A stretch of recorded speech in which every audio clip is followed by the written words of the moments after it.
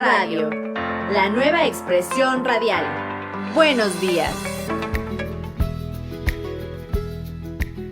El equipo laico al servicio de la pastoral, a través del Instituto de Formación para Laicos al servicio de la pastoral parroquial, presentan Zagales del Buen Pastor.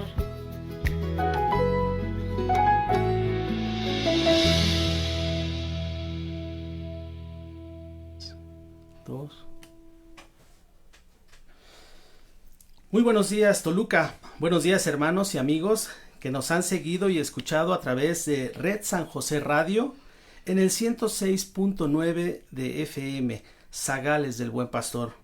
Les saluda nuevamente con mucho cariño Luis Gerardo García y estaré conduciendo de nueva cuenta este programa de Zagales del Buen Pastor.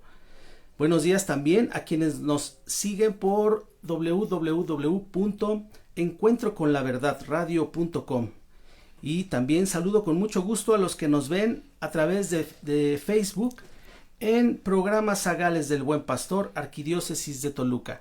Bienvenidos a todos a esta 11ª emisión de su programa Zagales del Buen Pastor.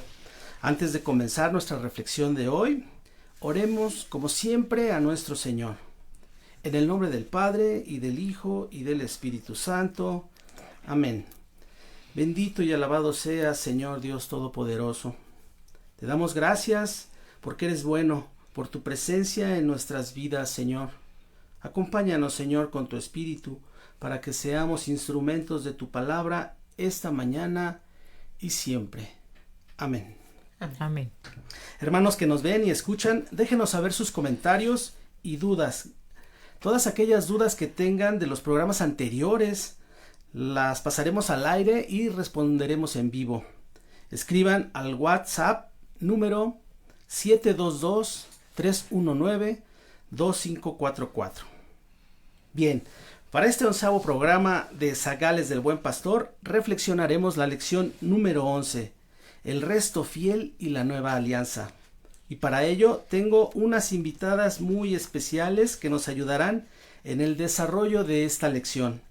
Les presento a mis hermanas Teresa Casas, directora de primero, de cuarto, de quinto, sexto y 10º grados en la parroquia de la Rectoría del Perpetuo Socorro en Pilares.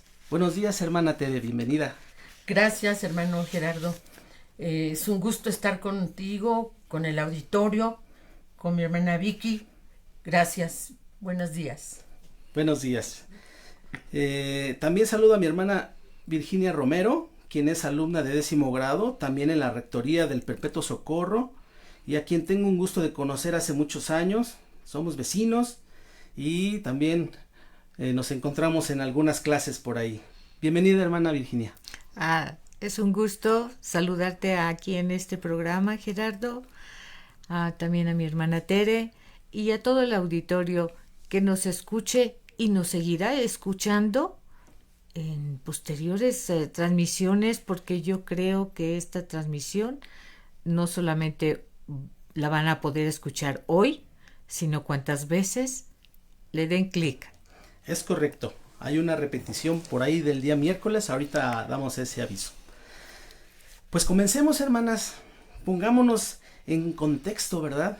Con esta lección, mencionando que en la lección número 9, la lección anterior, se mencionaban esos jalones de la historia de la salvación, iniciando con Abraham, con Isaac, con Jacob, las 12 tribus, y ahora con el cuarto jalón integrado por los profetas y sus mensajes. El pueblo de Israel en este momento de la historia se cae, se vuelve gris, triste, digamos, sin personajes relevantes, salvo por los macabeos, que ellos siempre se mantuvieron en la fe en Dios. Vemos como el pueblo se vuelve idólatra, y eso lo vamos a comentar, y es un punto bien importante para nuestra audiencia. Comencemos con nuestra hermana Tere. Hermanita Tere, ¿cuáles son esos primeros 4 jalones de la historia de la salvación? ¿Puede mencionar un breve resumen o un punto importante de cada jalón? Claro que sí. Pues antes que nada vamos recordando cuando Adán y Eva pecan contra el Señor, En ese momento, nuestro Padre Yahvé se enoja. Pero a la vez que los estaba castigando, ya estaba él fraguando un plan de salvación, un plan para toda la humanidad. Porque así como el pecado nos afectó a todos, este plan de salvación es para todos. Y entonces vemos que a través de la historia, Dios establece ese plan y vamos nosotros conociendo como jalones esos momentos importantes.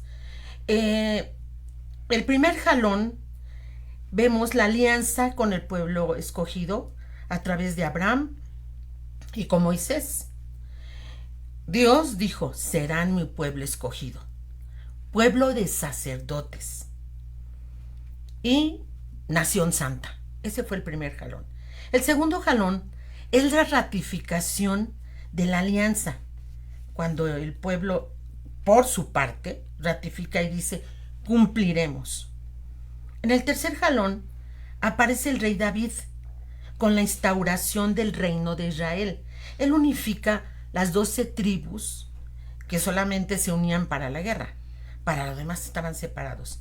Él las unifica como nación. Esto aconteció por ahí del año 1000 a.C. El cuarto jalón es la institución de los 3 ministerios, el sacerdocio, la realeza y la profecía, que dieron origen a la consagración, el gobierno y la instrucción. Muy bien, muy bien. Y ya nos ubicaste, hermanita Tere, en el tiempo, con el tercer jalón del rey David, en los años 1000 más o menos. Excelente, pues ya con eso nos ponemos en contexto. Y nuestra lección número 10 habla de predicciones y causas, o anuncios y consecuencias, así los podemos mencionar de una manera más fácil de entender. Hermanita Vicky, ¿cuál crees que es la razón de la decadencia material y política del pueblo de Israel? Sin duda alguna, es por su falta de moral y por su poca o nula espiritualidad. ¿Qué podemos decir de la moral? Bueno, pues es que las injusticias, tanta mentira, sus costumbres, normas y comportamientos estaban plagados de caprichos, de pecados. Y en lo espiritual, pues sus sentimientos solamente eran de ira, de tristeza, de falta de sensibilidad hacia su prójimo, a sus hermanos. Ya no se veían como hermanos. Se veía el mismo pueblo de Israel como enemigo. Entonces, eso hacía que cada vez su empatía y su esperanza fuera decayendo. Y cada vez entre ellos mismos, entre el pueblo israelita, se iban separando. Porque pues ni sus normas ni su espiritualidad eran buenas y por lo tanto cada día estaban más alejados de Dios. Entonces, por eso fue la decadencia. Correcto, hermanita Vicky. Mencionas algo bien importante, la parte espiritual. Si un pueblo se aleja de lo espiritual, hemos visto que va en decadencia, justo como este pueblo de Israel. Lo vemos ahora con otros pueblos como el de Venezuela, ¿no? Donde se alejan de lo espiritual. Nuestro mismo país, si se aleja de lo espiritual, no nos va tan bien. Entonces, la palabra de Dios en Miqueas capítulo 1, versículos del 2 al 5, nos comenta cómo esta situación lleva a alejarse de lo espiritual, lleva al pueblo a la ruina. Miqueas reconoce los pecados de la idolatría y la opresión del pobre por parte de los ricos. Justo pareciera los momentos en los que estamos viviendo hoy. Continuemos con nuestra lección, que la verdad se está poniendo interesante. Hermanita Tere, le pregunto, ¿nos puede mencionar cuál es el quinto jalón de la historia de la salvación? Con mucho gusto.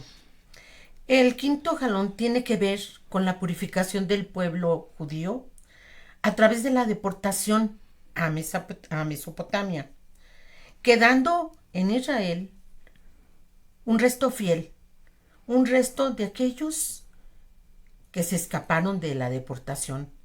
Se quedaron los más pobres, los más humildes. Con ellos, Dios cumplirá la promesa que hizo un día a Abraham y a Moisés. Esto viene sucediendo por ahí del año de 586 antes de Cristo. Muy bien. Excelente respuesta, hermanita Tere. Y gracias por definir la parte del resto fiel. Estos hermanitos del pueblo que seguían creyendo en Dios. Y lo que hay que resaltar también es que Yahvé es firme en su promesa de amarnos a la humanidad. Él cumple. Por eso reserva este resto fiel, aunque están dispersos, pero creen en Él. Gracias a ellos, Dios no los trató como a Sodoma y a Gomorra. Bueno, hermanita Vicky, de acuerdo con nuestra lección, ¿qué características tiene ese resto anunciado por los profetas, ese resto fiel? Como bien Tere ya lo había mencionado, ese resto fiel eran personas humildes y pobres, pero eran humildes y pobres en su corazón. No tenían soberbia, no tenían ira, eran más bien personas justas, honestas, amables, modestos, que eso llevó a hacer el resto fiel a la promesa de Dios, porque ellos, su esperanza era muy grande, creían en Dios y le creían además. Ok, muy bien.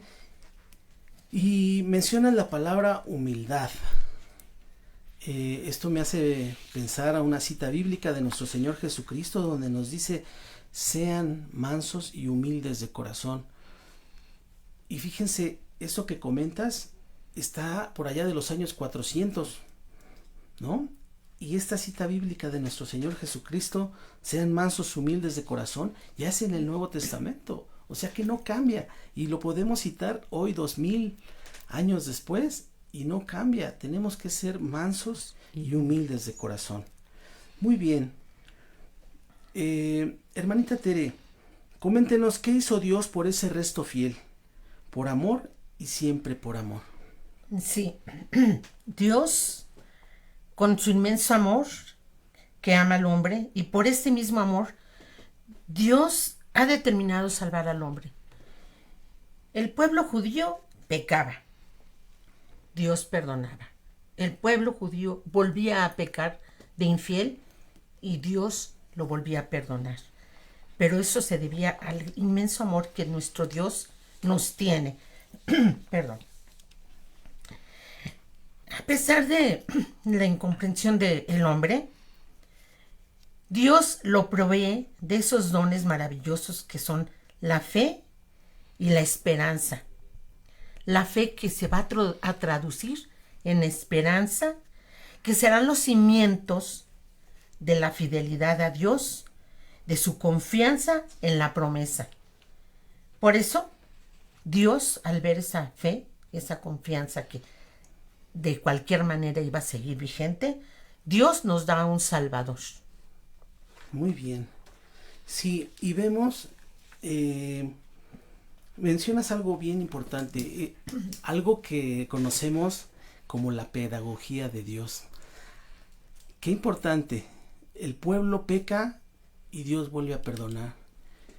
El pueblo peca, pide perdón y Dios perdona, Dios escucha, se acerca. Volvemos a pecar, ¿no? Ya trayéndolo a nuestros días, volvemos a pecar, nos alejamos de Dios, Dios se aleja de nosotros porque no puede estar cerca de donde está el pecado, ¿verdad? Aunque nos cubre, pero si no pedimos esa ayuda, pues no viene. Entonces nos vuelve a perdonar. Qué Dios tan amoroso estamos viendo en esto de la historia de la salvación. Muy bien. Continuemos entonces. La vuelta de la cautividad. Vamos a explicar brevemente cómo allá en la cautividad el pueblo forja su fe, forja su esperanza. En esa cautividad, en esos tiempos duros, este pueblo fortalece su fe gracias a la ayuda de Yahvé. Y me encanta hablar de la pedagogía de Dios, como dijimos. El pueblo se equivoca, nos equivocamos, y hoy en nuestras vidas, en la mañana puedes hacer oración y a las 2 horas ya te equivocaste, ya pecaste, ya dijiste una mala palabra, tienes un mal pensamiento, pero lo importante es regresar a Él. Sabemos que es un Dios que perdona, y no abusemos, ¿verdad? Tampoco, porque siempre nos perdona. Pero bueno, si nos vamos atrás en el tiempo y regresamos a ese tiempo de la cautividad del pueblo, explicábamos que ahí fue donde forjaron su fe. Y que Yahvé los fortaleció, ¿verdad? Con su fe. Hermanita Vicky, por favor, ¿nos puedes comentar cuál es el primer gran efecto de la conversión que tiene este pueblo? El primer gran efecto fue precisamente que se dieron cuenta de las iniquidades que cometían con Dios, que habían perdido su paz, su gozo, que ya no tenían fe, ya no tenían esperanza. Por lo tanto, lo que hicieron fue abandonar la idolatría. Ese fue el gran efecto de su conversión. Abandonaron la idolatría, pero al darse cuenta de que habían caído, de que se habían alejado de Dios y ahora querían reencontrarse con Él. Muy bien. ¿Y cuáles serían unos ejemplos de idolatría de aquel entonces? ¿Recuerdas, hermanita? De aquel entonces, bueno, pues es que tenían muchas piedras que pues hacían, o sea, no sé, igual y objetos a los cuales adoraban como si fuera su Dios. Sí, o sea, cualquier cosa que pudieran fabricar con sus manos, ellos lo veían como un Dios. Y pues realmente en la actualidad, es más, creo que tenemos también algunos objetos que podrían ser idolatría. Tenemos cosas como un televisor, Oh, sí. como un celular, Claro, por supuesto. que sí, es por el ingenio que Dios le ha dado al hombre para crear cosas, pero no es Dios, no es Dios. Y definitivo, o sea, lo que tenían ellos antes, pues también eran puros objetos. Sí, muy bien, hermana. Todo aquello que nos distraiga de esa atención a nuestro Creador, de agradecer, que nos distraiga de estar comunicados con Él, de hacer el bien a otro hermano, todas esas distracciones, pues es justamente lo que podría convertirse como idolátrico, ¿no? Muchos de nuestros hermanos, aprovecho a hacer un paréntesis, nuestros hermanos esperados, que dicen que nosotros idolatramos imágenes. Para nada, ¿verdad? Para nada. Si alguno de nuestros hermanitos cree que una imagen es Dios, entonces sí la está idolatrando. Pero nosotros solo nos recuerda, nos pone en la mente la imagen de nuestro Creador o de la Virgen o del Santo. ¿Sale? Bueno, perdón por ese paréntesis. Aquí en nuestra lección nos citan el Salmo 137, versículos del 1 al 5. Y me recuerda, quiero comentar este dato curioso, me recuerda una canción de los 70s, Ríos de Babilonia, del grupo de Boney M. Cómo justamente citan eso. Están fuera de su tierra, están fuera de la tierra prometida y no se atreven a hacer un canto a Yahvé porque están en tierra extraña, ¿no? Y entonces justamente esta canción es decía textualmente, ¿cómo podríamos cantar un canto a Yahvé en una tierra extraña? ¿Por qué? Porque no quieren ser idólatras. Entonces el pueblo está cambiando. Ahí vamos. Hermanita Tere, ¿nos puedes decir, de acuerdo con la lección 10, cuál era la expectación que se tenía del Salvador? Sí, el resto fiel tenía una expectación por la venida del Mesías, y el gran profeta de la antigüedad, Isaías, había profetizado eso, que iba a haber un Mesías, un liberador, un libertador del pueblo. Este libertador, había dicho él, vendría de la rama de Jesé. Jesé, recordemos que era padre de David. Y Jesús va a ser descendiente de la rama de David. En el momento en que Isaías dice, vendrá un Salvador que herirá con su vara al enemigo y lo matará y liberará al pueblo, está anunciando pues como una especie de guerrero. El pueblo de Israel se queda con esa idea de que van a esperar a un liberador guerrero. Muy bien. Y este Salvador llegará con espíritu de sabiduría, ¿verdad? Inclusive reposará sobre él el espíritu de Yahvé. Correcto. Entonces, qué mal concepto tenía el pueblo en ese momento. Pero hermanita Vicky, vamos a profundizar, si nos ayudas, a profundizar un poco en el concepto del Mesías que estaba equivocado, y que tomó el pueblo de Israel. ¿Nos puedes comentar? Claro que sí. Era un Mesías que ellos esperaban que fuera de un liderazgo material, o sea, que los hiciera ricos. También porque ellos pretendían tener muchos bienes temporales, que fuera un caudillo, que los ayudara a expandirse, pero mediante la guerra, que fueran con un Mesías conquistador, un Mesías justiciero. Y dentro de eso, de un Mesías justiciero, pues lo que ellos querían y pretendían era vengarse de todos los pueblos que los había oprimido. Y entonces ellos creían que ese era el Mesías, ¿no? En donde ellos iban a ser, wow, grandes, pero en poder justiciero, en poder vengador. Pero puso sorpresa. El Mesías que iba a llegar y que llegó y que es en la actualidad nuestro Mesías, es un Mesías de paz, es un Mesías de amor. Aún así, todavía cuando Jesús estaba a punto de ascender a los cielos, sus discípulos le preguntan: Señor, ¿es en este momento cuando vas a restablecer el reino de Israel? Ellos aún esperaban a un justiciero, no habían aprendido las palabras de Jesús, que Él era un Mesías de amor y de paz.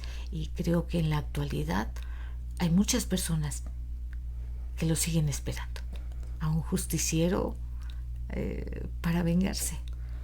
Sí, así es, hermanita Vicky. Justamente eso que comentas en Hechos 1, versículos del 6 al 8, es la respuesta de nuestro Señor Jesucristo hacia los hermanos que le preguntan que si va a establecer el reino. Pues les comenta que a ellos no les toca saber, que le toca al Padre decidir. Pero lo que sí nos deja claro en esa cita bíblica y que la podemos llevar en nuestro corazón es que quiere que seamos sus testigos de Jesús. Y yo me iría hoy día un poquito más allá, porque vamos a ser discípulos. El testigo ya vio, pero el discípulo lo sigue incondicionalmente, va a estar mostrando su doctrina. Hoy debemos de ser discípulos y quiere el Señor que seamos sus testigos en Jerusalén, en Judea, en Samaria y en todos los confines de la tierra. Es decir, que vayamos a todos nuestros ambientes, que seamos esos testigos en cada ambiente en el que nos desarrollamos. Muy bien, hermanita Tere, ¿nos puede comentar cuál es la verdadera imagen del Mesías de acuerdo con la lección 10? Sí, el Mesías, como decía anteriormente, Isaías nos la presenta, esa imagen. Anteriormente, sus palabras fueron de confusión para el pueblo, porque los hizo esperar un guerrero. Pero más adelante, el mismo Isaías nos habla de una manera muy dulce sobre la venida del Salvador. El que vivió muchísimos años antes que Jesús, nos da un retrato de cómo va a ser Jesús. Y dice, ha nacido una criatura, nos ha nacido un Salvador. Él será el Hijo de Dios, Dios de Dios, luz de luz. Él será grande, siempre Padre, príncipe de paz, grande en su señorío. Y decía, la paz no tendrá cabida en el trono de David y sobre su reino. Recordando nuevamente, Jesús era descendiente de David. Muy bien. Sí, así es. Esa es la imagen que tenemos ahora, la imagen, digamos, correcta de nuestro Señor. Este Señor que va a llegar, como dice Isaías, va a ser consejero, va a ser Dios fuerte, siempre Padre. Wow. Entonces, eso de siempre Padre me lleva a Mateo 28:20, y yo estaré con ustedes todos los días hasta el fin del mundo. Muy bien. Ahora, ya que tenemos esta imagen correcta de el Mesías, bueno, pues hermanita Vicky, ¿nos puedes decir cuáles son esas circunstancias o momentos precisos sobre la madre del Mesías y su llegada? Claro, continuando con Isaías, en 7:14, nos menciona que verán a una doncella encinta y que esa doncella le pondrá por nombre Emmanuel. Son como los antecedentes ya, o sea que va dando Isaías al pueblo de Israel que en cuanto encuentren a una doncella encinta, pues va a ser la madre de Dios, ¿sí? Miqueas profetiza que el Mesías nacerá en Belén. Y además este Mesías no nada más va a ser un Mesías de Israel, sino de todos los pueblos. Continuamos, ya con este contexto, llegamos a algo que se llama la plenitud de los tiempos. ¿Nos lo podrías explicar? Claro que sí. Dentro del resto fiel que había quedado en Israel, ese resto fiel tiene una representante que es la más grande, es María Santísima. María Santísima que nos va a traer al Salvador. Al llegar Jesús al mundo, llega la plenitud de los tiempos. ¿Cómo fue esto? El ángel del Señor se le aparece a María y le dice, alégrate llena de gracia, no temas, te traigo buenas noticias. Darás a luz al Hijo de Dios. María se sorprende, pero ¿cómo puede suceder esto? Si yo no conozco varón. El ángel le dice, en la sombra del Señor te cubrirá y tú serás la madre del Salvador, a quien le vas a poner por nombre Jesús. María Santísima sigue sorprendida y en su mente asimila esa maravilla de noticia y acepta. Y le dice, he aquí la esclava del Señor, hágase en mí según tu palabra. Aún todavía el ángel le dice, mira, tu prima Isabel también va a tener un bebé, un niño. Ella está en el 6º mes, aquella que era anciana, que no podría tener hijos, está esperando un hijo. María contesta nuevamente, he aquí la esclava del Señor, hágase en mí según tu voluntad. Muy bien. Qué maravilla, me encantan estos pasajes porque pues nos invita a nosotros también a decir nuestro sí, a dar nuestro sí. Y Santísima, me quedo con esa palabra, nuestra Madre Santísima, justo que acabamos de celebrar la Inmaculada Concepción, el dogma de la Inmaculada Concepción, por eso Santísima, porque pues desde su concepción fue santa, fue preservada de todo pecado. Muy bien, me encantan estos pasajes. Hermanita Vicky, ¿puede describir cómo es que el Mesías vino a congregar al resto fiel? De una manera maravillosa, con amor, con fe, con esperanza. Lo vino a congregar con esas palabras que a la fecha nos dice que Él es el buen pastor, y del cual tenemos así también, o sea, una imagen precisamente de Él, ¿no? En donde está cargando a una ovejita que está lastimada, que está herida o que tiene frío, no sé. Así es como el Mesías iba a venir a restablecer ese resto fiel con amor, cuidándolas, guiándolas, yendo por cada una de esas ovejas que se había descarriado o que estaba enferma o que le dolía algo. Así es como él iba a venir a restablecer esta actividad, a este resto fiel, y que después también en Jesús fue la forma en que su actividad mesiánica la inició, porque él recorría todas las ciudades y aldeas, enseñando en las sinagogas, curando al leproso, al ciego, al paralítico, sacando los demonios que tenía cada quien, sí, cuidándolas como ese buen pastor que es él. Así las vino a reunir a todas, al resto fiel, con mucho amor. Wow, ese es nuestro Señor Jesucristo, el que congrega a todas las personas y les lleva la palabra, la buena nueva. Si lo traemos a nuestro tiempo, hermanas, pues eso nos toca a nosotros, ¿verdad? Ya dijimos que no solo vamos a ser testigos, hoy vamos a ser discípulos de Él, llevar ese mensaje de esperanza. Nosotros también tenemos ese poder de curación.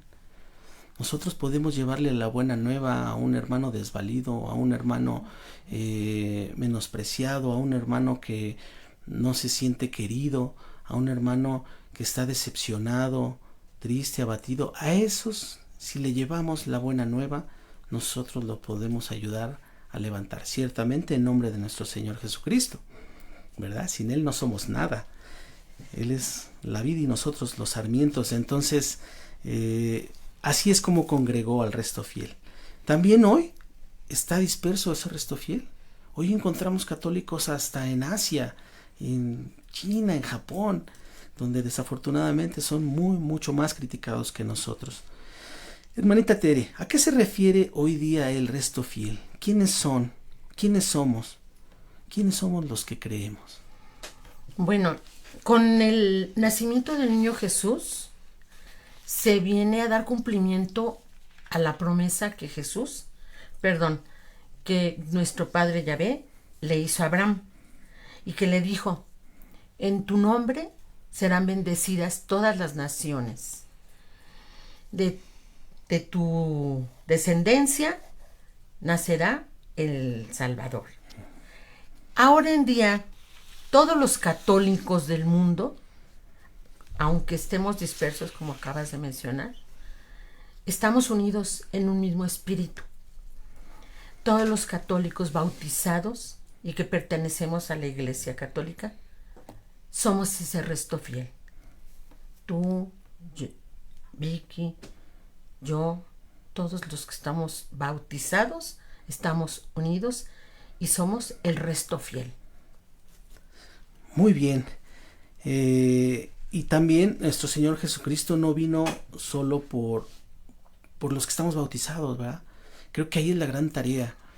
Tenemos que ir por los que no estén bautizados, pues ayudarlos a que se bauticen, a que tengan ese sacramento, esa gracia y esa entrada a la puerta, ¿no? Porque sin ese sacramento del bautismo, pues no pueden gozar de ninguno de los otros. Entonces, viene por todos los hijos dispersos, porque su deseo es que seamos un solo rebaño.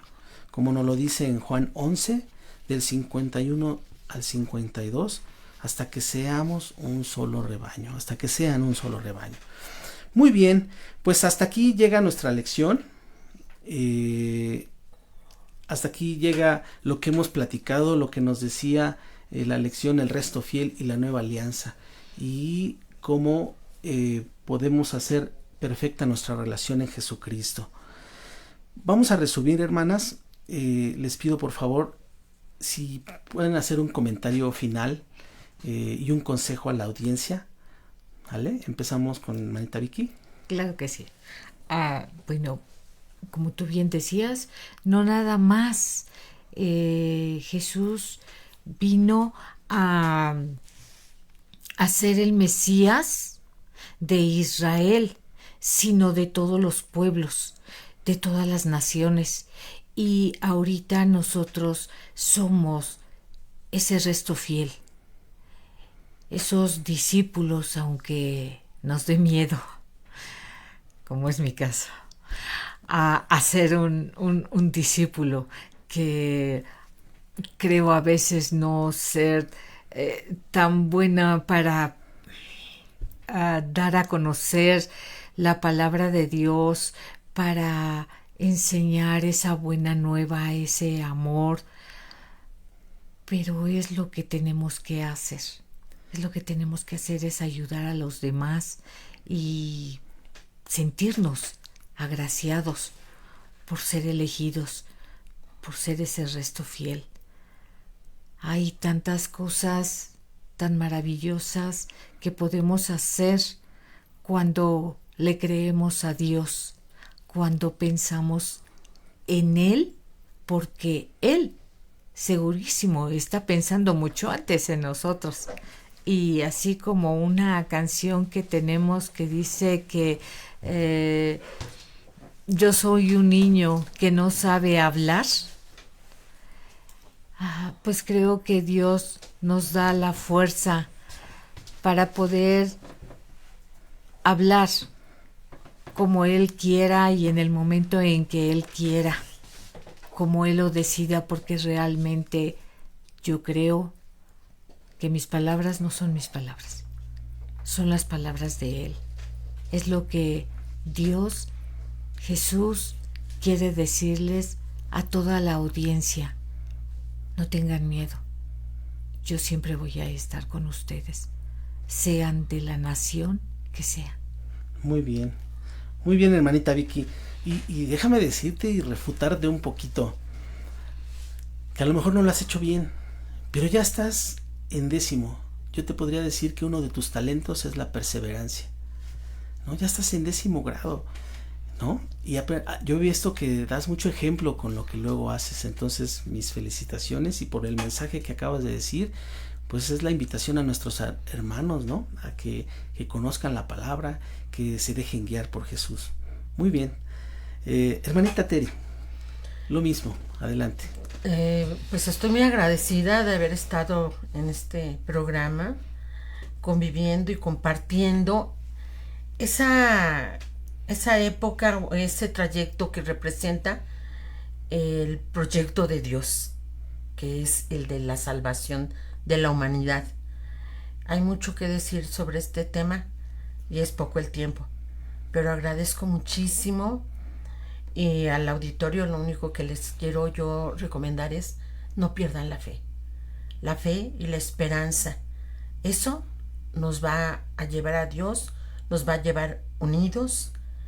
Seamos fieles, como ese resto fiel. De hecho, somos el resto fiel. Muy bien. Gracias. Fe y esperanza, hermana. Muy bien, pues igual resumiendo, hermanos, como platicábamos con mis hermanas, la decadencia moral y espiritual en ese pueblo pues lo llevó a la ruina. Hoy también la decadencia puede llegar a nosotros si nos alejamos de Dios. Si tú sacas de tu vida, hermano, a Dios, créeme que espiritualmente morirás poco a poco, te irás secando en el sentido espiritual. Ya no vas a tener esa alegría con la que uno vive cuando tiene al Señor. Entonces, sigamos siendo el resto fiel, como lo dice mi hermanita Tere. No olviden que también Dios se vale de todas las personas o de todos los momentos para realizar algo en la historia de la salvación, para nuestra salvación. Adelante, hermana. Quisiera agregar algo. Hablábamos de que los apóstoles fueron testigos de Dios, de Jesús. La gracia que tenemos nosotros es que ellos vieron y creyeron, convivieron con Él directamente.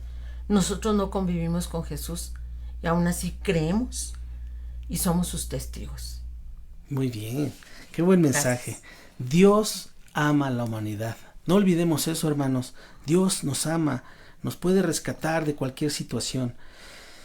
Bueno, esto me lleva a la resolución final y es parte de un compromiso. Señor, quiero ser miembro constante de ese resto fiel, que también hoy vive en espera de su Señor. Dame la gracia abundante para permanecer unido a ti hasta que vengas. Amén. Amén. Y agradezco también la participación de mi hermana Tere, de mi hermana Vicky. Queremos agradecer al padre Jorge Rosas, responsable de la Comisión de Comunicaciones de la Arquidiócesis de Toluca, por darnos esta oportunidad de tener este espacio de evangelización y cooperar con la misión que nuestro Señor Jesucristo nos encomienda día a día. También a mis hermanos del staff, Belém, Cari, Lalo, Sonia, Lupita, Luis. Muchas gracias por sus atenciones, por la guía. Y bueno, la siguiente lección, hermanos, los esperamos en la lección número 11. La nueva realidad es una realidad histórica. Gracias por sus atenciones. Hasta pronto.